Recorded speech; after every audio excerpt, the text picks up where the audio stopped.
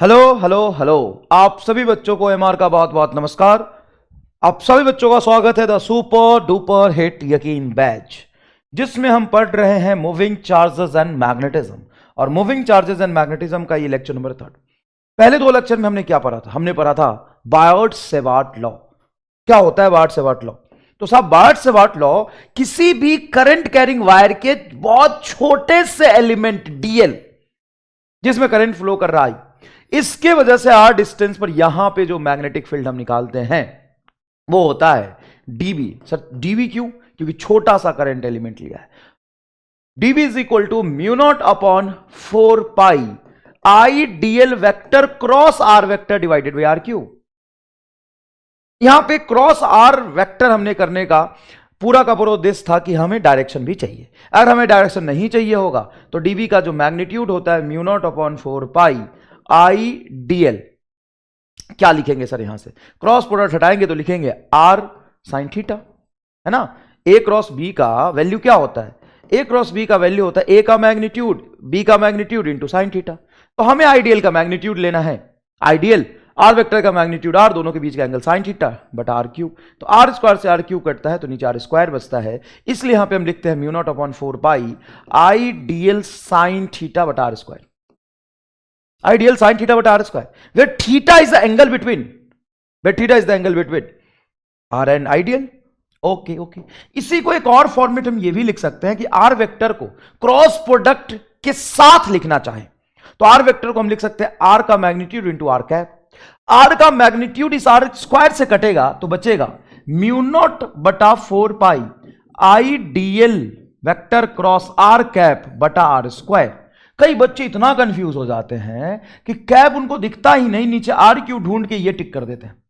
कैसा, कौन सा मतलब? ये टिक कर देते, कहने का मतलब ये टिक कर देते हैं mu naught upon 4 pi I DL vector cross R cap बटा आर क्यूब, जो कि ये गलत है ना बेटा, ये गलत है ना। डायमेंशन तो नीचे आर स्क्वायर का आना चाहिए बायोट-सेवार्ट लॉ के फॉर्मूले में। तो बायोट-सेवार्ट लॉ के फॉर्मूले में आर कैप है, नीचे आर क्यूब है, गलत है। ऊपर आर वेक्टर होगा तो आर क्यूब होगा। अगर आर कैप है तो नीचे आर स्क्वायर होना चाहिए, ये सही है। ये वाला क्या हो गया? गलत हो गया। उसके बाद एक स्ट्रेट करंट कैरिंग वायर की वजह से आपने मैग्नेटिक फील्ड आर डिस्टेंस में निकाला था।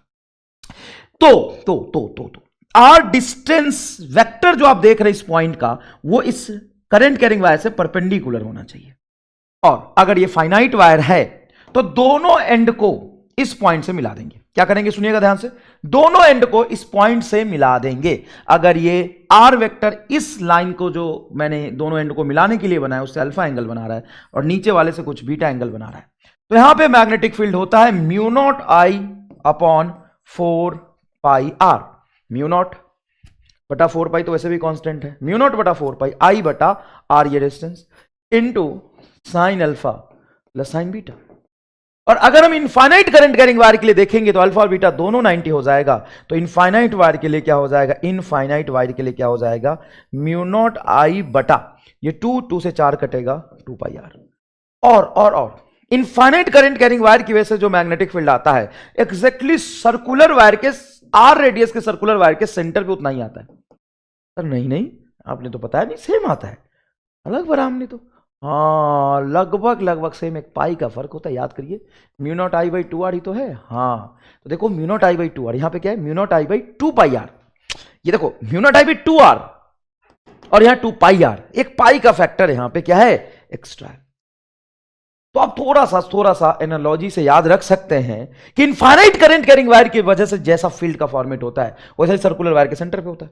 Mu naught I by 2 R होता है सेंटर पे, mu naught I by 2 R होता है सेंटर पे, और mu naught I by 2 pi R होता है इनफाइनाइट वायर की वजह से। और इस सेमी इनफाइनाइट वायर का देखेंगे, मतलब यहां पे तो इन्फिनिटी तक गया है, लेकिन यहां पे एंड पॉइंट से, डेड एंड से यहां पे मैग्नेटिक फील्ड देख रहे हैं। तो क्या था सर? वो था म्यू नॉट आई बटा एक एंगल 0 एक एंगल 90, तो 0 तो 0 साइन 91, तो 4 पाई आर ही आया था। और एग्जैक्टली हाफ रिंग के सेंटर पे मैग्नेटिक फील्ड क्या आता है? B is equal to mu naught I बटा, वैसे देखिए अगर तरीके से निकाले तो मैंने आपको बताया था पूरे का याद रखो, mu naught I by 2 R into theta बटा 2 पाई। तो थीटा को रखोगे पाई, तो पाई से पाई कैंसिल, ये आ जाएगा 4 R, mu naught I by 4 R. और ये भी mu naught I by 4 R, यहाँ के पाई के एक्स्ट्रा फॉर्म आता है। तो याद रखिएगा सर्कल के मैग्नेटिक फील्ड में पाई का फॉर्मेट आता ही नहीं। लेकिन स्ट्रेट करंट कैरिंग वायर के मैग्नेटिक फील्ड में पाई का फॉर्मेट आता है। हो गया साहब, यही तो दो चीज पढ़ी है आपने 2 क्लास में, पूरा रिवीजन हो गया। इसी के कॉम्बिनेशन से आपने मैग्नेटिक फील्ड निकाले। अब साहब आज लेक्चर नंबर 3 का गोल क्या होगा? आज लेक्चर नंबर 3 का गोल होगा कि सबसे पहले हम आपको होमवर्क कराएंगे, जो मैंने दिया था, जो भी 3-4 सवाल थे। उसके बाद पीवाईक्यू मैंने होमवर्क में भी करा दिया, लेकिन कुछ बचे हुए पीवाईक्यू और हम करेंगे। उसके बाद most important theorem Ampere's circuital law पढ़ेंगे, जो कि कुछ नॉट एग्जैक्टली, कुछ गॉस लॉ जैसा है, गॉस लॉ जैसा होगा। उसके एप्लीकेशन है magnetic field due to magnetic field due to infinite straight wire, पहला एप्लीकेशन। दूसरा हॉलो सिलेंडर। तीसरा सॉलिड सिलेंडर। चौथा सोलेनॉइड और टोरोइड।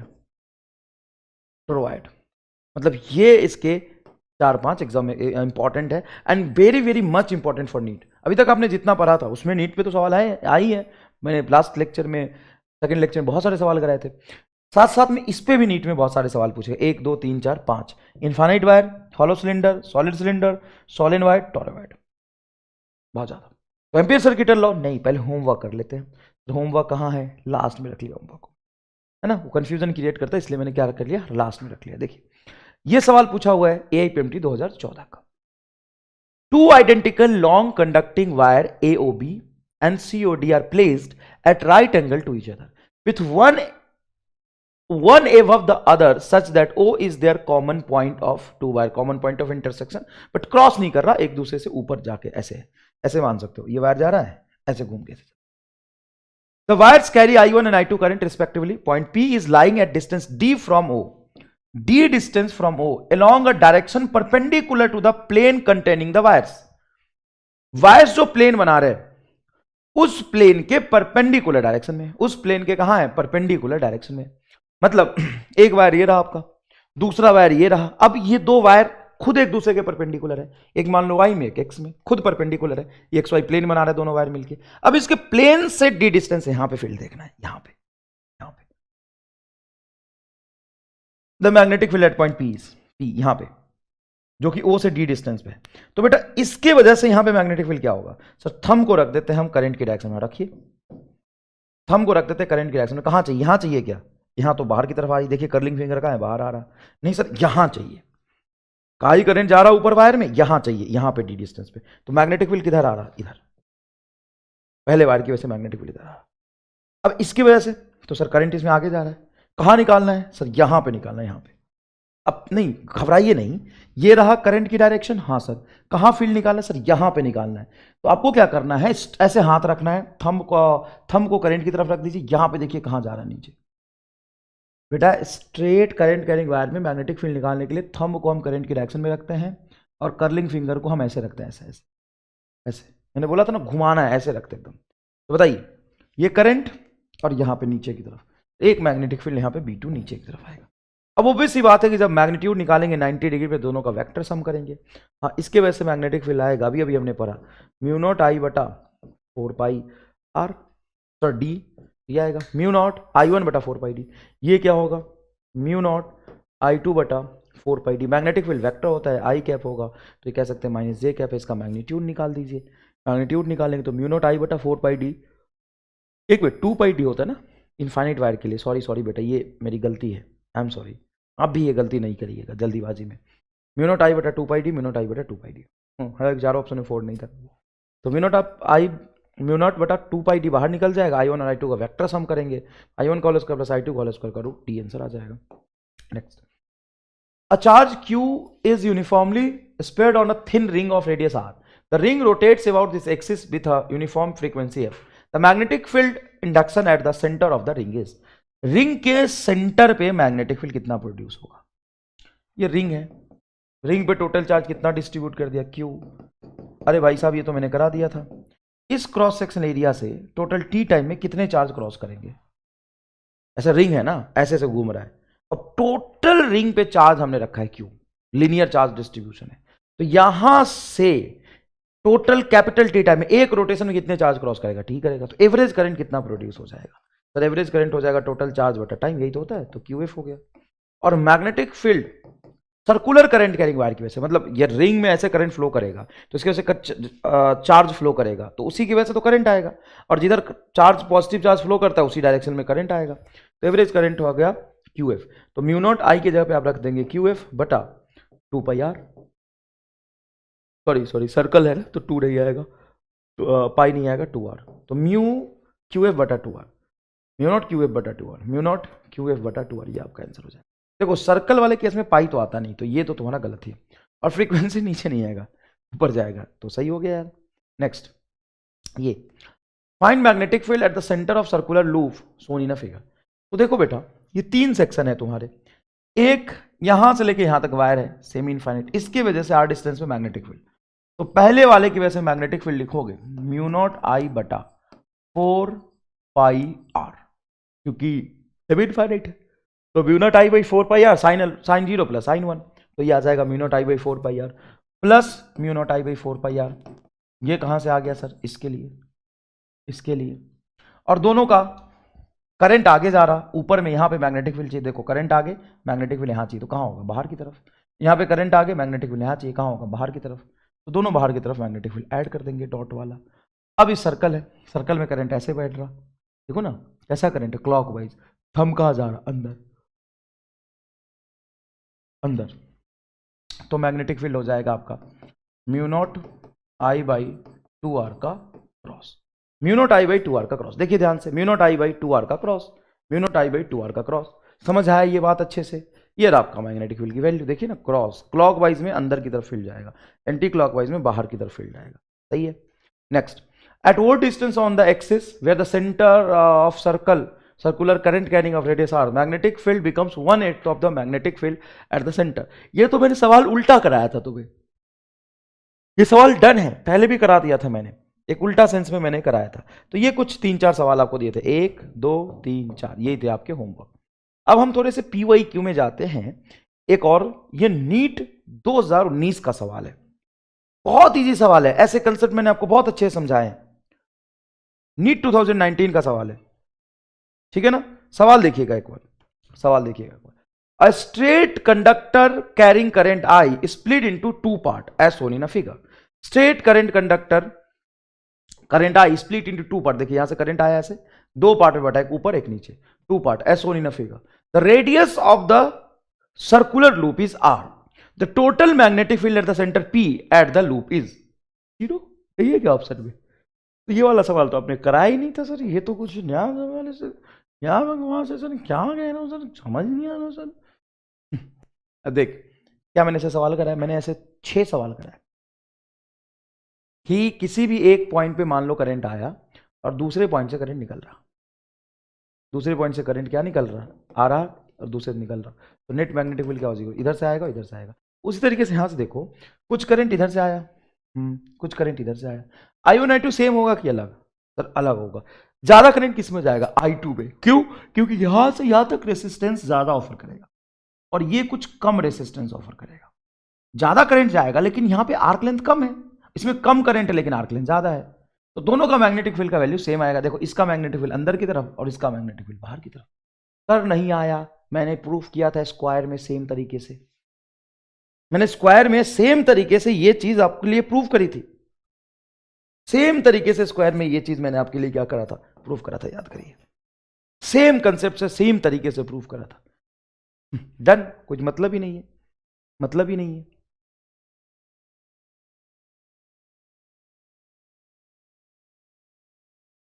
ये सवाल बढ़िया, ये भी मैंने करा दिया था तुम्हारा, ये 1998 में। Coil of 1 turn is made of a wire of length L length के वायर से एक कॉइल बना है 1 टन का, and then from a same length of coil 2 turn is made, same length के, तो magnetic field directly proportional to n square. 2 turn तो magnetic field हो जाएगा 1:4, ये मैंने आपके लिए करा दिया था, 1:4, ये डन है, ये मैंने कराया था। टोरॉइड वाले सवाल तो अभी नहीं करेंगे हम, सोलेनॉइड वाले नहीं करेंगे, ये नहीं करेंगे, ये अभी हम बता देंगे आपको, स्टेट डायमीटर। चलिए कोई बात नहीं, हम आते हैं अपने आज के टारगेट की तरफ। बाकी चीजें हम जो PYQ है वो सॉल एंड वाइट टॉलरेट पे है तो हम करेंगे। एम्पियर सर्किटल लॉ क्या होता है? तो एक बार गॉस लॉ हमें रिवाइज करना चाहिए इसके पैरेलल में। गॉस लॉ क्या होता है बताओ? गॉस लॉ के बारे में कुछ इंपॉर्टेंट बात है। अगर मैं तुम्हें बोलूं कि गॉस लॉ पे एस से लिखो, क्या कहते हैं, लेख लिखो, लेख, निबंध लिखो, निबंध गॉस लॉ पे, तो क्या से लिखोगे? गॉस नाम के एक बहुत ही तेजस्वी साइंटिस्ट थे जिसको हम चचा के नाम से बुलाते थे। चचा ने क्या किया कि जो कुलम्स लॉ था उससे चीजें मुश्किल हो रही थी सॉल्व करना, तो चचा ने एक ऐसा लॉ दिया जिससे गॉस लॉ से इलेक्ट्रिक फील्ड निकालना थोड़ा सा आसान हो गया। और चचा ने सिर्फ इलेक्ट्रिक फील्ड के बारे में नहीं बताया, चचा ने इलेक्ट्रिक फ्लक्स के बारे में भी बताया। तो गॉस चचा ने क्या बताया? गॉस चचा ने बताया कि close integration of E dot D S मतलब फ्लक्स, हां लेकिन वो स्पेशल फ्लक्स है passing through close loop, close surface. गोला रिप्रेजेंट क्लोज, और देखो एरिया का इंटीग्रेशन हो रहा है तो close surface is equal to in Q in बटा एप्सिलॉन नॉट। क्या ये चचा का लॉ हमेशा वैलिड? हाँ, चचा का लॉ असली एकदम ऑलवेज वैलिड। लेकिन चचा का लॉ बहुत ज्यादा इंपॉर्टेंट नहीं है, क्योंकि वैलिड तो हमेशा है लेकिन हमेशा इसका यूज नहीं कर सकते। But not always useful to calculate electric field, but not always useful to calculate electric field. क्या जब आपने गॉस लॉ पढ़ा था तो गॉस लॉ का डिस्कशन 3 क्लास तक चला था? कैसे? तो गॉस लॉ पढ़ने के बाद पहले तो एक क्लास में हमने फ्लक्स के सवाल करेगी, क्लोज लूप से फ्लक्स कैसे डिफाइन होगा। फ्लक्स क्या होता है? फ्लक्स क्या होता है बताओ? फ्लक्स होता है E dot S, E dot S, इस एरिया है, अरे वही ए लिखिए, एस लिख, ई डॉट एस, ये होता है फ्लक्स। अगर वेरिएबल इलेक्ट्रिक फील्ड हो तो फ्लक्स क्या होता है? सर वेरिएबल इलेक्ट्रिक फील्ड हो तो D phi is equal to integration of E dot D S, दोनों तरफ इंटीग्रेशन करेंगे तो डी फाई का इंटीग्रेशन फाई हो जाएगा। तो phi is equal to E dot D S का integration, phi is equal to E dot D S का इंटीग्रेशन। यह वेरिएबल इलेक्ट्रिक फील्ड की वजह से फ्लक्स। और अगर मैं तुमसे पूछूं, कुछ पूछूं, हाँ, अगर किसी क्लोज सरफेस से फ्लक्स निकालना है तो क्या करोगे? तो सर इसी में एक गोला लगा दो, क्लोज सरफेस को रिप्रेजेंट करेगा। ये तो गॉस लॉ बन गया। तो गॉस लॉ इलेक्ट्रिक फील्ड निकाल के देता है, उससे पहले वो फ्लक्स निकाल के देता है, और फ्लक्स निकाल के देता है उसमें हमने 20-30 सवाल किए थे। क्यूब के कॉर्नर पे चार्ज रख दिया, हॉलो स्फीयर के सेंटर पे चार्ज रख दिया, सिलेंडर के कॉर्नर पे चार्ज रख दिया, याद करिए, ये था आपका गॉस लॉ। फिर Gauss law is always valid for one, but always valid but only useful to calculate electric field when charge distribution is symmetric, when charge distribution is symmetric. उसके बाद हमने गॉस लॉ अप्लाई किया था symmetric charge के लिए, तो अब एक कंडीशन था कि गॉस लॉ तभी लगा सकते हैं जहां आप एक सिमेट्रिक गॉसियन सरफेस बनाएंगे। उस गॉसियन सरफेस के हर पॉइंट पे इलेक्ट्रिक फील्ड की वैल्यू कांस्टेंट होगी, और इलेक्ट्रिक फील्ड और सरफेस के बीच में जो एंगल बनेगा वो 0, 90 और 180 बनेगा। तब लगा दो close integration of E dot D S is equal to Q in by epsilon naught. इसमें जो क्यू इन है वो सिर्फ वही चार्ज होगा जो इनक्लोज्ड आया है, और इलेक्ट्रिक फील्ड सारे चार्ज की वजह से होता है। यहां पे डॉट प्रोडक्ट है, हां फ्लक्स में डॉट प्रोडक्ट होता है, लेकिन गोला क्लोज सरफेस का पूरा इंटीग्रेशन है। अगर आधे सरफेस का इंटीग्रेशन करेंगे तो गॉस लॉ वैलिड नहीं है, क्योंकि गॉस लॉ वहीं पे आता है जहां पे सरफेस पूरी तरह से बंद हो, और जो फ्लक्स आएगा वो बंद सरफेस के साइज एंड शेप पे डिपेंड नहीं करेगा, नहीं उसमें इस बात पे डिपेंड करेगा कि उसके अंदर जो चार्ज रखा है वो कहां रखा है। और जब हम क्लोज इंटीग्रेशन में कराएंगे तो जो सरफेस हम का इंटीग्रेट करके लिखेंगे, क्लोज सरफेस इंटीग्रेशन करके लाएंगे, उसके अंदर जो चार्ज आएगा वही अंदर चार्ज आएगा, क्यों इनक्लोज। सिर्फ इनसाइड चार्ज लेंगे, आउटसाइड चार्ज हम कंसीडर नहीं करेंगे, लेकिन जो इलेक्ट्रिक फील्ड आएगा वो इनसाइड और आउटसाइड सभी चार्जेस की वजह से आएगा। बहुत सुंदर सर, मजा आ गया। अब यही बात तुम्हें बोलनी है, चल बोल। खड़े होके, मैं क्लास होता ना ऑफलाइन यही काम करता। क्या करते? एक को खड़ा करा देते, कौन कॉन्फिडेंट है उसको 10 रुपए का नगद इनाम, लो भाई जा जी ले जीवन, 10 रुपए बोलो लगातार। 70-80% बात इंक्लूड हो जानी चाहिए। हो सकता है मैंने भी कुछ छोड़ दिया हो, तो तुम बताओ, बताओ, लिखो, लिखो और बोलो, लिखो लिखो बातें। अब सुनो, जितनी बातें बताई है उसमें 20% इलेक्ट्रोस्टैट आ गया। मैंने अभी जितना भी बोला है ना उसमें 20 to 25% इलेक्ट्रोस्टैट आ गया। सर कैसे? इलेक्ट्रोस्टैट का मेजर हिस्सा है फ्लक्स। सारी बातें बताई, गॉस लॉ से फ्लक्स कैसे निकालते हैं, गॉस लॉ का एप्लीकेशन मेजर हिस्सा है, गॉस लॉ को अप्लाई करके जो हम इलेक्ट्रिक फील्ड निकालते हैं, तो गॉस लॉ बहुत इंपॉर्टेंट है। सर कुलम्स लॉ तो था ही, तो गॉस लॉ क्यों लाए? कुलम्स लॉ क्या था बता? तो कुलम्स लॉ तो ये था कि दो चार्जेस के बीच में लगने वाला जो फोर्स होता है के Q1 Q2 बटा आर स्क्वायर। इस फोर्स से हम इलेक्ट्रिक फील्ड निकाले थे, और गॉस लॉ यहां पे फ्लक्स से इलेक्ट्रिक फील्ड निकालता है। ठीक है, अब हम आते हैं मैग्नेटिज्म में। मैग्नेटिज्म में भी एक पहला लॉ है बायोट सेवर्ट लॉ। हाँ, वो लगभग लगभग कुलम्स लॉ जैसा है। जैसे मैं ये कहता हूं तो बच्चा क्या करता है कि ढूंढने लगता है कि सर आपने बोला कुलम्स लॉ जैसा है बायोट सेवर्ट लॉ, और सर गॉस लॉ जैसा है एम्पियर सर्किटल लॉ। मैं कहता हूं हाँ है।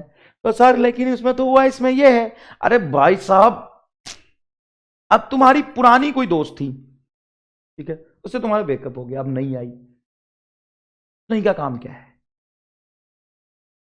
जो पुरानी वाली कर रही थी वही नई वाली करेगी, लेकिन एग्जैक्टली सेम होगी क्या? नहीं, सेम कैसे होगी? सेम कैसे होगी? अब भाई साहब कुछ मूलभूत अंतर तो होंगे ना, दोनों इंसान अलग है, नेचर अलग होगा। हाँ, अल्टीमेटली वो तुम्हारा दोस्त है, पहले कोई और था अब कोई और है। तुम्हारे जीवन में उसका पर्पस वही है, लेकिन एग्जैक्टली तरीका सेम नहीं होगा। अलग होंगी ना, बातें अलग होंगी, जज्बात अलग होगा, इमोशन अलग होगा। अब तुम सोचोगे नहीं तुम वही हो जाओ, तो भाई साहब ये भी जाएगी, तुम वही रहो जैसी पहली थी, ऐसा थोड़ी ना होता है। अब हम यहां पे कहते हैं कि वो चैप्टर इलेक्ट्रोस्टैटिक, उसमें इलेक्ट्रिक फील्ड निकाला था, ये चैप्टर हम मैग्नेटिक फील्ड निकालते हैं। इसमें हम कहते हैं कि इसी के लगभग लगभग इसके जैसा ही इसका इंट्रोडक्शन हुआ है।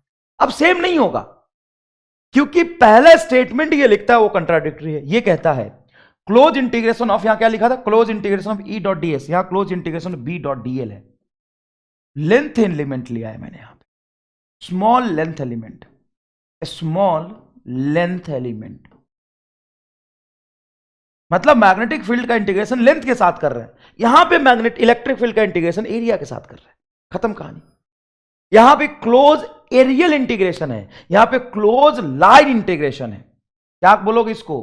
Close line integration, close line integral, integral या इंटीग्रेशन, क्लोज लाइन इंटीग्रेशन। यहां पे हम सरफेस नहीं बनाएंगे। तो सर ये तो फिर मैग्नेटिक फ्लक्स तो देगा ही नहीं। फ्लक्स तो हमेशा होता है फील्ड इनटू एरिया, जैसे इलेक्ट्रिक फ्लक्स होता है E dot S, E dot D S. यहां पे मैग्नेटिक फ्लक्स क्या होगा? B dot D S. तो क्या बी डॉट डी एल को मैग्नेटिक फ्लक्स कहेंगे? No, this not a magnetic flux, not a magnetic flux. Sir क्यों लिख दिया फिर इसको लाइक गॉस लॉ? क्योंकि इसका पर्पस वही है। गॉस लॉ इलेक्ट्रिक फील्ड के कैलकुलेशन को आसान बनाता है, और ampere circuital law magnetic field के कैलकुलेशन को आसान बनाता है। तुम आया है चीजों को आसान बनाने, लेकिन तरीका दोनों का बहुत अलग है। तरीका दोनों का बहुत अलग है। अल्टीमेटली दोनों आसान बनाने आए हैं, कैलकुलेशन को, चीजों को, सिस्टम को इजी बनाने आए। लेकिन याद रखिए, नॉट अ मैग्नेटिक फ्लक्स, ये मैग्नेटिक फ्लक्स नहीं है, ये क्लोज लाइन इंटीग्रेशन है। और इसमें जो ये बी है वो कौन से करंट एलिमेंट का आएगा? क्योंकि करंट कैरिंग वायर की वजह से मैग्नेटिक फील्ड आता है, इलेक्ट्रोफील्ड चार्ज की वजह से आता था। तो यहां पे सिमेट्रिसिटी दर्शाता है थोड़ा सा कि ये जो बी है मैग्नेटिक फील्ड है due to all current carrying element, whether it is inside और आउटसाइड, डैश फर्क नहीं पड़ता है। सारे करंट कैरिंग एलिमेंट का ये मैग्नेटिक फील्ड कैलकुलेट करके दे देता है किसी पी पॉइंट। जैसे मान लो यहां पे करंट जा रहा, ऐसे जा रहा करंट, ये डॉट है, ऐसे जा रहा करंट, यहां पे तुम्हें फील्ड चाहिए, तो क्या करोगे? तो ऐसा क्लोज लेंथ एलिमेंट लेंगे जिसको हम कहते हैं एम्पियर लूप। हम क्या कहते हैं? एम्पियरियन लूप, वो कहते हैं एम्पिरियन लूप, एम्पियर्स लूप।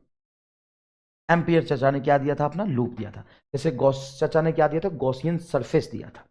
यहां पे जो हम एरिया लेते हैं किसका लेते हैं? सर ये एरिया होता है गॉसियन सरफेस का। गॉसियन सरफेस का, इमेजिनरी गॉसियन सरफेस। हाँ, तो यहां पे लूप किसका बनाया आपने? वास्तविक लूप है कि इमेजिनरी लूप है? ये इमेजिनरी एम्पियर्स लूप है। इमेजिनरी लिख दोगे आग लग जाएगा एकदम, मतलब मजा आ जाएगा साहब। इमेजिनरी, क्या बोलो? Imaginary, imaginary amperes loop.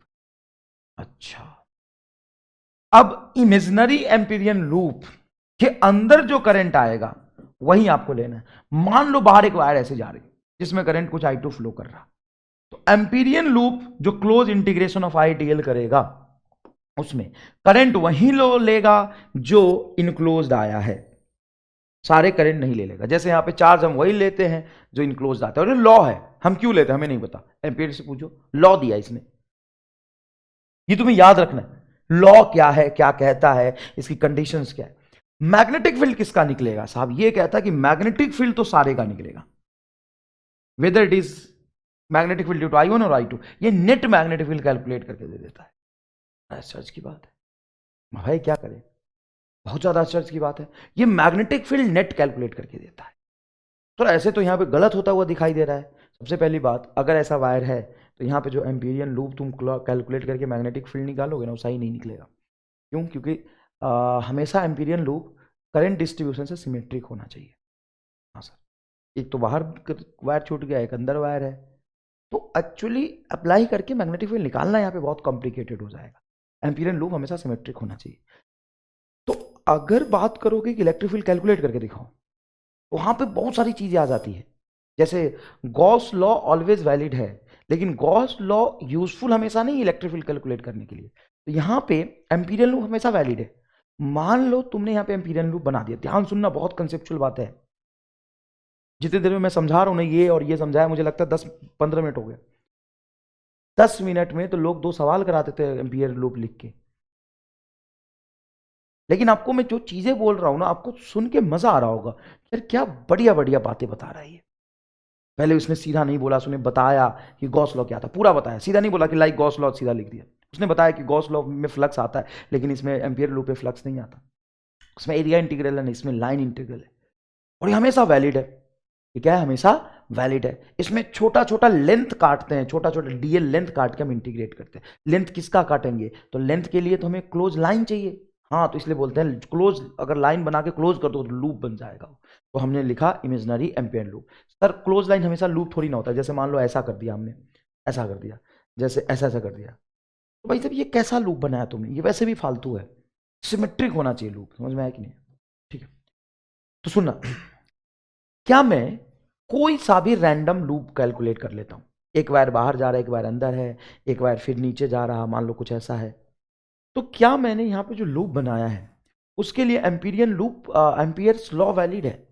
जहां बात वैलिडिटी की आएगी तो लिखोगे हाँ वैलिड है, एम्पियर्स लूप वैलिड है, एम्पियर्स लॉ वैलिड है। क्या एम्पियर्स लॉ में जो मैग्नेटिक फील्ड आएगा वो सारे करंट की वजह से आएगा, वेदर इट इज इनसाइड और आउटसाइड? हाँ, सारे करंट की वजह से आएगा।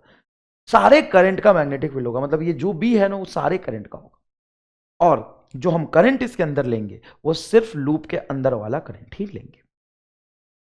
ये वाली बात होती है, ठीक है।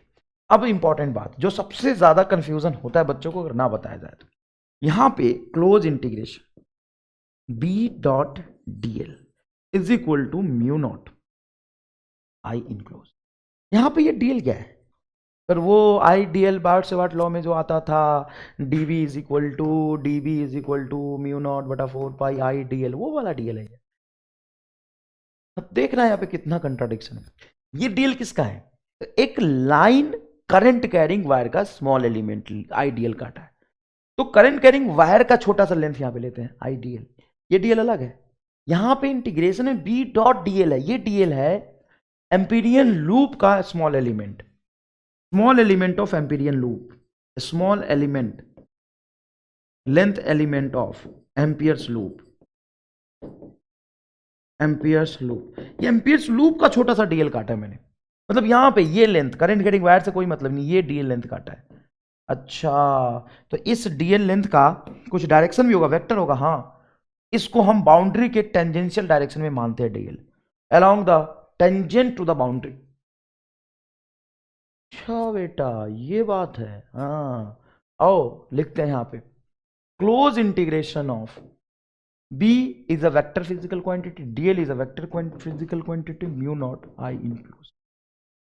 तो सर यहां पे थोड़ा कंफ्यूजन तो रहेगा कि सर अब हम dl किधर लेंगे। जैसे मान लो एक बाउंड्री मैंने बनाया ऐसा, ये बनाने का क्या मतलब होता है, डॉटेड लाइन। डॉटेड लाइन का मतलब होता है वो वाला जो सर्कल है वो अंदर में है, और सॉलिड का मतलब होता है बाहर में, ठीक है। और इसमें करंट फ्लो कर रहा है मान लो I, तो ये लॉ लगा के दिखाओ तो क्या होगा, मान लो। तो बेटा close integration of B dot D L जब लिखेंगे तो यहां पे कहीं पे मैग्नेटिक फील्ड आपको निकालना है, हाँ सर यहां निकालना है, तो जहां से मैग्नेटिक फील्ड निकालना है वहां से लूप को पास कराएंगे, हाँ सर लूप को पास कराएंगे, यहां पे हमें मैग्नेटिक फील्ड निकालना है। अब इस लॉ को लगाओ, कैसे लगाओगे, तो एक छोटा सा डीएल एलिमेंट काटोगे इस लूप का, ये एम्पीरियन लूप है, क्या है ये, एम्पीरियन लूप है, ये मैग्नेटिक फील्ड नहीं है, एम्पियर्स लूप है ये मैग्नेटिक फील्ड लाइंस नहीं है एम्पियर लूप है, जैसे चार्ज रख देते हैं क्यों, और क्लोज सरफेस बनाते हो ना तुम, क्लोज सरफेस ऐसा क्लोज सरफेस बनाते हो, वहां से फ्लक्स लिखते थे। ये किसको बता रहे, करंट को बता रहे, नहीं ये मैग्नेटिक फील्ड लाइंस को बता रहा है। सर मैग्नेटिक फील्ड लाइंस ऐसा ही बनता है, मैग्नेटिक फील्ड लाइंस नहीं है ये क्या है, एम्पीरियन लूप बना है। क्या होता है ये लूप, मान लेते हैं एक लाइन जैसा, वो लूप बना है। अब इसमें एक छोटा सा, एकदम छोटा सा डीएल एलिमेंट काटेंगे, ये डीएल एलिमेंट काटा, तो एरो क्यों दे रहा हूं, अब डीएल एलिमेंट को तुम्हें मानना पड़ेगा कि इसको क्लॉकवाइज डीएल काट रहा हो कि एंटी क्लॉकवाइज। सर हम कैसे काटते हैं, ये तुम्हारी चॉइस है, कई बार सवाल में दिया होता है, कई बार तुम्हें मानना होता है, तुम्हारी चॉइस है कि इसको एंटी क्लॉक क्लॉक कैसे भी मान सकते हो। मतलब ये डीएल तुम्हारा एक वेक्टर है इस तरफ। अब मान लो कि बी डॉट डीएल हमने लिया, अब इस करंट को ऊपर जाते हुए को हम प्लस लेंगे या माइनस लेंगे, ये कैसे पता चलेगा, तो आप क्या करेंगे कि कर्लिंग फिंगर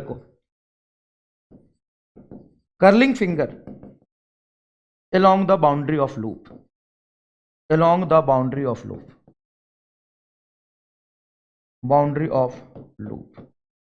कर्लिंग फिंगर को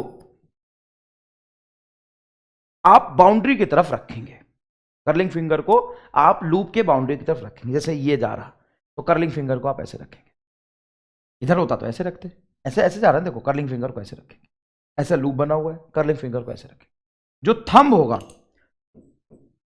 current along the thumb will be positive, current along the thumb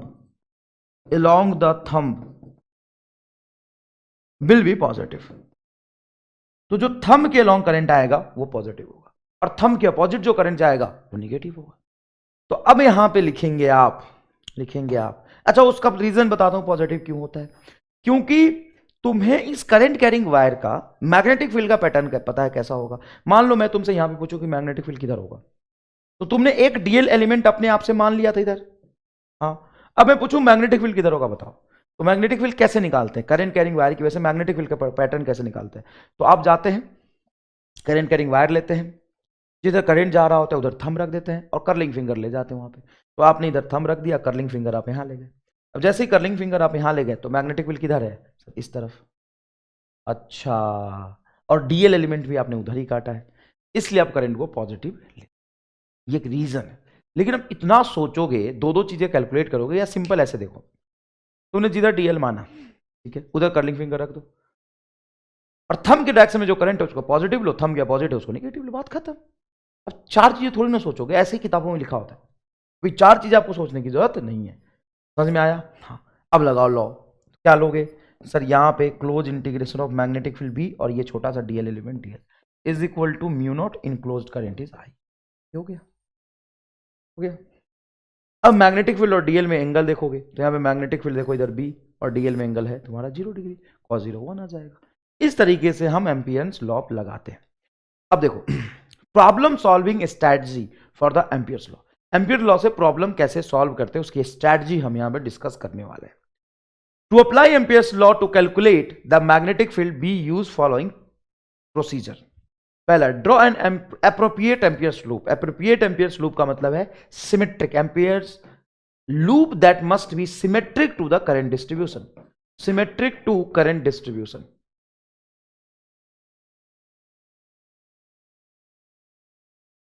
जो एम्पीरियन लूप है that must be symmetric to the current distribution. Appropriate Ampere's loop का मतलब है symmetric to the current distribution. Example बताता हूं, मान लो current carrying wire है और इसके वजह से मुझे मैग्नेटिक फील्ड कहीं आर डिस्टेंस पे निकालना है। ये करंट कैरिंग वायर है, यहां पे मुझे मैग्नेटिक फील्ड निकालना है, तो यहां पे मैग्नेटिक फील्ड निकालने के लिए ये एम्पीरियन लूप बता देता हूं। ये गलत है, कैसे?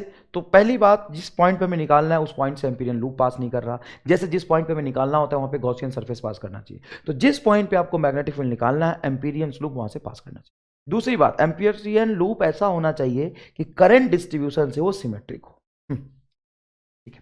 Find current enclosed by the Amperian loop. अब हमें वो करंट देखना है जो एम्पीरियन लूप के अंदर आ रहा है। ठीक है, एम्पीरियन लूप के अंदर आ रहा है। Calculate the integral B dot DL around the close loop. अब क्लोज लूप में तुम इंटीग्रेशन परफॉर्म करा दो, है ना, और बी डॉट डीएल की वैल्यू को म्यू नॉट आई के बराबर रख दो। लेकिन यहां पे एक इंपॉर्टेंट बात इसको लिखना चाहिए था, इंपॉर्टेंट बात लिखना चाहिए था कि जो मैग्नेटिक फील्ड होगा आपका, मैग्नेटिक फील्ड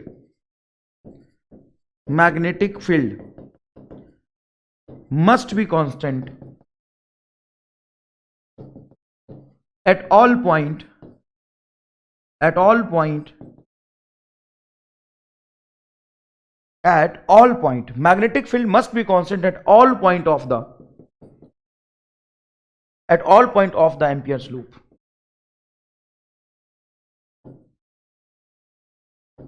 एम्पियर्स लूप के हर पॉइंट पे मैग्नेटिक फील्ड की वैल्यू कांस्टेंट होनी चाहिए, तभी कैलकुलेट कर सकते हैं। अगर वेरिएबल होगी तो आप इंटीग्रेशन परफॉर्म ही नहीं कर पाएंगे और मतलब बहुत लेंदी हो जाएगा, फिर उसका कोई फायदा नहीं है, फिर तो तुम बायोट से वाट लॉ से कर लो। और दूसरा इंपॉर्टेंट बात क्या? Angle between magnetic field, angle between B and DL, DL कौन सा? Line element of Ampere's loop, must be 0 degree, 90 degree और 180 डिग्री। इसके अलावा कोई एंगल है तो आप कैलकुलेट नहीं कर पाएंगे। जैसे मान लीजिए करंट कैरिंग वायर था और यहां से आपने एक एम्पीरियंस लूप बनाया और इस एम्पीरियन लूप से मैग्नेटिक फील्ड इधर आ रहा और ये इधर तेरा डीएल है, एंगल बनना 60 डिग्री, तो ऐसे आप कैलकुलेट नहीं कर सकते। बी और डीएल के बीच में 90 का एंगल हो चलेगा, 180 का हो चलेगा, 0 का हो चलेगा, लेकिन ऐसे आप कैलकुलेट नहीं कर सकते। ठीक है, अब ये मैंने 4 डायग्राम बनाए, चारों डायग्राम के लिए एम्पियर्स लूप को अप्लाई करके दिखाना है बस, है ना। Find close integration of B dot dl over the following loops. Direction in which integration has to be performed is indicated by the arrow. मतलब बाउंड्री जो लेना है वो क्वेश्चन में पहले से डिसाइडेड है, हमें उसी बाउंड्री से चलना है। चाहे करंट पॉजिटिव आएगा उस बाउंड्री के according, angle between magnetic field and element 180 आ रहा, 0 आ रहा, हमें मतलब नहीं है, हमें उसमें मतलब नहीं, प्लस आएगा तो प्लस लिखो, माइनस आएगा तो माइनस लिखो, लेकिन हमें उसी के लॉ के अकॉर्डिंग चलना है, इसी लॉ के अकॉर्डिंग चलना है। चलिए अब पहले पार्ट का सॉल्यूशन लिखते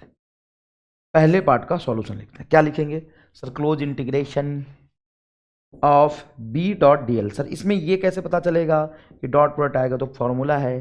सर इसमें क्लोज करेंगे कैसे पता? तो फॉर्मूला है। सर इसके बीच का एंगल क्या हो देखना नहीं है, कैसे? तुमसे क्या पूछा? Find close integration of B dot DL, तो ये तो रहा close integration of B dot DL, इसकी वैल्यू में कैलकुलेट करनी है, हमें तो कैलकुलेट ही करना है ना, close integration of B dot DL, हमें ये कैलकुलेट करना है बस। हाँ सर ये बात तो समझ में आ गई, हमें तो बस कैलकुलेट करना है close integration of B dot DL, हमें तो चाहिए close integration of B dot DL, हमें चाहिए, तो हमें तो बस म्यू नॉट आई देखना है। अब यहां पे करंट कौन सा लेंगे? 2 करंट, I1 और I2, तो क्या करेंगे? कर्लिंग फिंगर को एम्पीरियंस लूप के बाउंड्री के लॉन्ग रख देंगे ऐसे, तो ये बाउंड्री ऐसे जा रहा, एरो ऊपर दिया हुआ है, हाँ एरो ऐसे दिया हुआ है, हाँ एरो ऐसे दिया, हाँ ऐसे रखो। अब करंट बताओ कहां जा रहा? सर करंट तो बाहर की तरफ आ रहा है, देखो करंट कहां आ रहा है? करंट तो बाहर की तरफ आ रहा है। करंट कहां आ रहा है? करंट बाहर की तरफ आ रहा है, तो हम क्या लिखेंगे? हम लिखेंगे करंट बाहर की तरफ डॉट है तो I1 आ जाएगा, I2 को हमें लेने की जरूरत नहीं है, तो ये आ गया आंसर। हम देखो डॉट का मतलब है करंट बाहर आ रहा, ठीक है। हम कर्लिंग फिंगर को बाउंड्री के लॉन्ग रखेंगे, सुनो ये तुम्हें याद रखना है। कर्लिंग फिंगर किसको बोलते हैं? ऐसे ये इसको कर्लिंग फिंगर, 4 को चिपका के ऐसे थोड़ा कर्ल कर लो, बोलते हैं कर्लिंग फिंगर। कर्लिंग का मतलब फिंगर को कर्ल करना है, चारों फिंगर को चिपका के हल्का सा, और उसको कर्व के बाउंड्री के लॉन्ग ऐसे रखना है। जिधर थंब होगा उधर की करंट को पॉजिटिव बोलेंगे, current along thumb will be positive, thumb will be positive, तो हम उसे पॉजिटिव लेंगे। तो I1 को हमने पॉजिटिव लिया। तो सर I2 को, I2 अंदर है ही नहीं, क्लोज लूप के अंदर नहीं है, तो हमें इनक्लोज करंट वही लेना होता है जो अंदर में आता है। अच्छा ये पूछे मैग्नेटिक फील्ड किसकी वजह से है, तो both due to I1 and I2, due to I1 और I2 दोनों करंट की वजह से नेट मैग्नेटिक फील्ड आएगा। तो ये हमको फील करा के दिखाओ, ये लॉ है, ये लॉ है, बस याद रखना इसको। चलो यहां देखते, तो यहां जब दूसरे के लिए लगाएंगे, ये तुम्हारा सॉल्यूशन था पहले पार्ट का, दूसरे पार्ट के लिए लगाएंगे तो लिखेंगे close integration of B dot D L. आपको क्या करना है सर, हमें कर्लिंग फिंगर रखना है, रख दिया। थंब कहाँ जा रहा, बाहर, तो बाहर की करंट को हम प्लस लेंगे, लेकिन यहाँ पे एक्चुअल में करंट ये अंदर जा रहा, तो ये आएगा माइनस I2। ले फील आ गया इसका, mu naught minus mu naught I2 आ गया फील, ये एकदम जोरदार। थर्ड में चलो, देखो बढ़ाते जा रहा है। अब यहाँ पे दो लूप है, क्लियर है, तो हम लगाएंगे close integration of B dot D L. Sir ये किस पॉइंट पे लगा रहे हैं, हमें नहीं पता किस पॉइंट पे लगा रहे हैं, हम एक लूप के लिए लगा रहे हैं। तो यहाँ पे दो लूप है, हाँ, तो दोनों लूप के लिए एक साथ लगाएंगे close integration of B dot D L. एक लूप के लिए, एक लूप के लिए, नेट वो दे देगा बी डॉट डी एल, है ना। ये दोनों लूप के लिए लगाया मैंने, बोथ लूप, तो दो बार लिखो सर। अबे दो बार लिखने का क्या मतलब है, तो लगा लेना close integration of B dot D L, क्योंकि तुम्हें नेट इसकी वैल्यू चाहिए। ठीक है sir, close integration of B dot D L. अब हमें करंट लेना है, बाउंड्री की तरफ कर्लिंग फिंगर रख दो, बहुत आसान है भैया, एकदम आसान तरीके से मैंने बताया। बाउंड्री की तरफ कर्लिंग फिंगर रख दो, बताओ ये प्लस आएगा कि माइनस। सर ऐसे रखूंगा, ऐसे घूम के आएगा, बाहर वाला करंट को प्लस लेना था, यहाँ पे करंट अंदर जा रहा तो ये माइनस आई होगा, यहाँ पे अंदर वाले करंट को हमें प्लस लेना था। देखो ना ऐसे जा रहा लूप, ऐसे ऐसे देखो, एरो इधर है तो ऐसे रखेंगे कर्लिंग फिंगर, थंब कहाँ जा रहा अंदर, तो अंदर वाले करंट को यहाँ पे पॉजिटिव लेना था, करंट बाहर है तो ये भी माइनस होगा, यहाँ पे क्या आ जाएगा बोलो, -2 म्यू नॉट आई, ये आ गया। चलो इसके लिए लगाओ close integration of V dot D L बराबर, बोलो इसके लिए बोलो प्लस आएगा ये। ऐसे देखो लूप देखना ऐसे जा रहा, भाई यार लूप देखना ऐसे जा रहा, ऐसे रखेंगे बाहर, तो ये आएगा तुम्हारा प्लस, बाहर और डॉट भी बाहर। इसमें देख, तो सर लूप इधर जा रहा है, ऐसे है ये, देखो ना ऐसे जा रहा, क्लॉकवाइज लूप है, अंदर वाले को पॉजिटिव लेते तो ये हो जाएगा तेरा माइनस। यहाँ बोल सर बाहर वाले को पॉजिटिव लेंगे, ऐसे जा रहा लूप एंटी क्लॉकवाइज, बाहर वाले को पॉजिटिव लेंगे, अंदर है तो यह आ जाएगा माइनस। यहाँ पे ऐसा लूप है, अंदर वाले को पॉजिटिव लेंगे, देख ना लूप कैसा एंटी क्लॉकवाइज, अंदर वाले को पॉजिटिव लेंगे, ये बाहर जा रहा तो ये होगा माइनस। तो सर ये आ गया आपके हिसाब से 1 प्लस और 3 माइनस, तो -2 आई, तो -2 म्यू नॉट आई, ये आ जाएगा तुम्हारा जवाब। बहुत इसी है, कहाँ खास बात है। बाहर वाले करंट को हमें लेना नहीं है, हमें अंदर वाले करंट को लेना होता है। हमें क्या करना होता है, अंदर वाले करंट को लेना होता है, बस। ठीक है, चलो next. Magnetic field due to straight infinite current carrying wire, straight infinite current carrying wire. अगर मैं इसको फाइनाइट करंट कैरिंग वायर के लिए निकालूं तो क्या एम्पियर्स लूप अप्लाई होगा। Magnetic field due to finite wire, magnetic field due to finite wire, finite wire, magnetic field due to finite wire, ये फाइनाइट वायर लिया मैंने, यहां से यहां तक करंट जा रहा है, इसकी वजह से r डिस्टेंस में यहां पे फील्ड निकालना है। तो यहाँ पे एम्पीरियन लूप बनाएंगे, हाँ बनाते हैं, तो यहाँ पे एम्पीरियन लूप बनाएंगे ऐसे।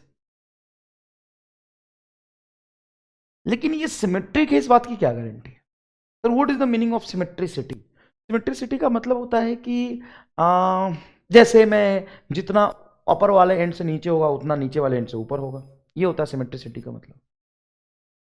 तो इसका मतलब हम यहाँ पे जो इमेजिनरी लूप बनाए हैं एग्जैक्टली बीच में, इस बात की कोई गारंटी नहीं है। दूसरी बात, मान लो एग्जैक्टली बीच में अगर है भी, अगर मुझे यहाँ निकालना हो तो लूप तो ऐसा बनाऊंगा, हाँ अब ये लूप सिमेट्रिक नहीं है इस वायर के हिसाब से, इस वायर के हिसाब से ये लूप सिमेट्रिक नहीं है। इस लूप के नीचे ज्यादा वायर है, ऊपर कम वायर है, सिमेट्रिक नहीं है, तो हम इसको अप्लाई नहीं कर सकते। तो मतलब हाँ अप्लाई करके मैग्नेटिक फील्ड नहीं निकाल सकते। अगर मैं यहां पे एम्पियर सर्किट लॉ लिख लेता हूं, close integration of B dot D L is equal to mu naught I, तो ये वैलिड है कि नहीं। Yes this is valid, this is valid for finite wire. Valid for finite, yes valid है भाई, सही है फॉर फाइनाइट वायर। अगर तुमसे पूछ दे कि बताओ ampere circuital law finite wire के लिए सही है कि नहीं, वैलिड है कि नहीं, करेक्ट है कि नहीं, लिखना सही है कि नहीं, तो एकदम लिखना सही है। तो इसमें दिक्कत कहां है? दिक्कत यह है but not useful to calculate magnetic field. तो लिख के हम क्या करेंगे? हाँ लिख के बस रखे रहेंगे और कुछ कर नहीं पाएंगे। बट नॉट यूजफुल, यूजफुल नहीं है but not useful to calculate magnetic field. To calculate, calculate magnetic field, magnetic field, magnetic field apply करके हम इसको sorry Ampere circuital law apply करके हम मैग्नेटिक फील्ड कैलकुलेट नहीं कर पाएंगे। दिक्कत क्या आएगी? दिक्कत आएगी कि मैग्नेटिक फील्ड और बाउंड्री के बीच में एंगल,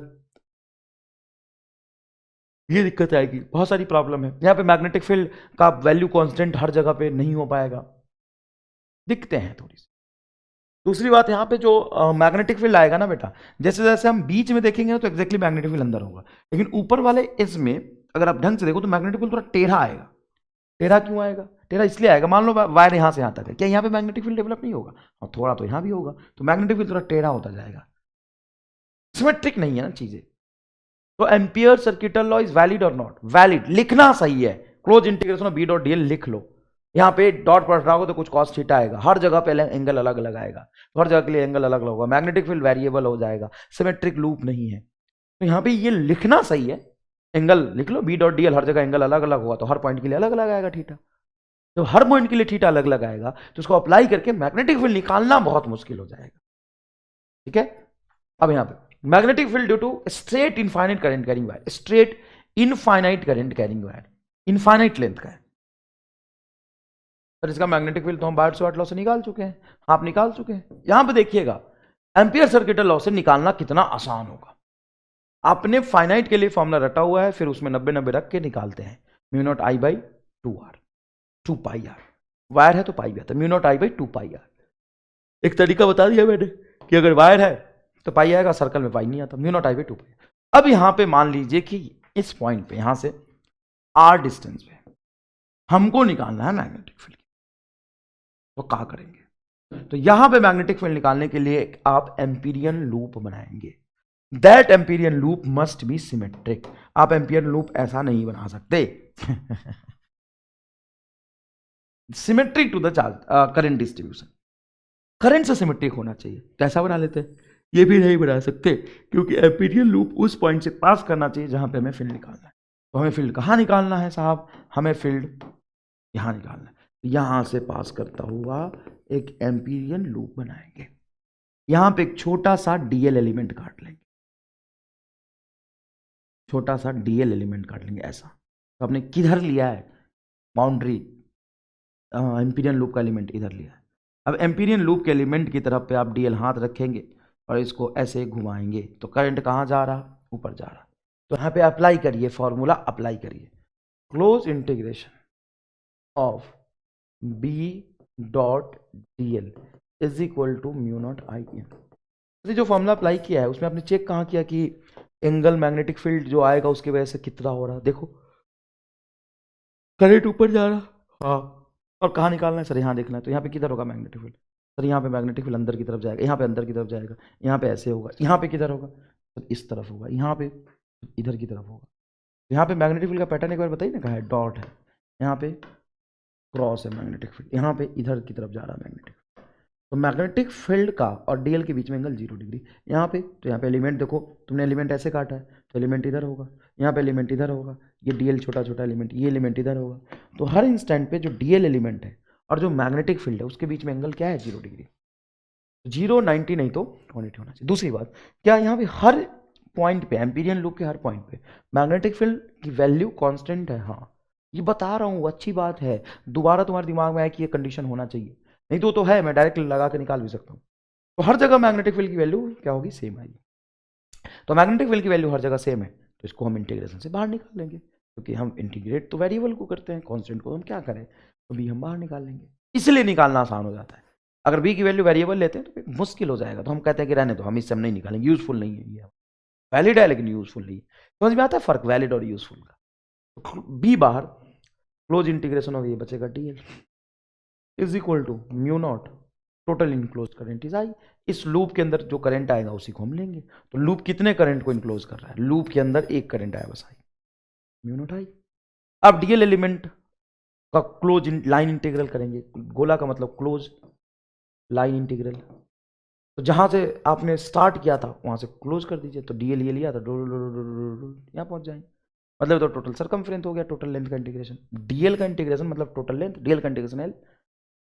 अच्छा, यहां से तुमने डीएल लिया, यहाँ पे 0 और पूरी वैल्यू डीएल की। अब मैं अपर लिमिट क्या हो जाएगी? 2πr। क्या लिखोगे? डीएल की is nothing but 2πr। 2πr is equal to mu naught I. हाँ सर, तो बी की वैल्यू क्या आ जाएगा सर? म्यू नॉट आई बटा 2πr, बस आंसर।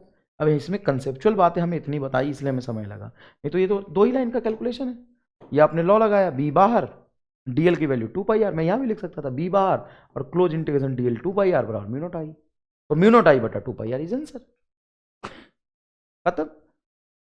अगर ग्राफ बनाओगे मैग्नेटिक फील्ड वर्सेस आर का, तो एग्जैक्टली रेक्टेंगुलर हाइपरबोलिक बनेगा। जैसे जैसे डिस्टेंस बढ़ाओगे मैग्नेटिक फील्ड घटता जाएगा। Magnetic field is inversely proportional to distance. Sir ये तो बायट सेवार्ट लॉ से भी हमने पढ़ा है। हाँ, मैं मना कहाँ कर रहा, मैं कहाँ मना कर रहा, बायट सेवार्ट लॉ से भी पढ़ा है और अपने स्टेट वायर से भी पढ़ लिया।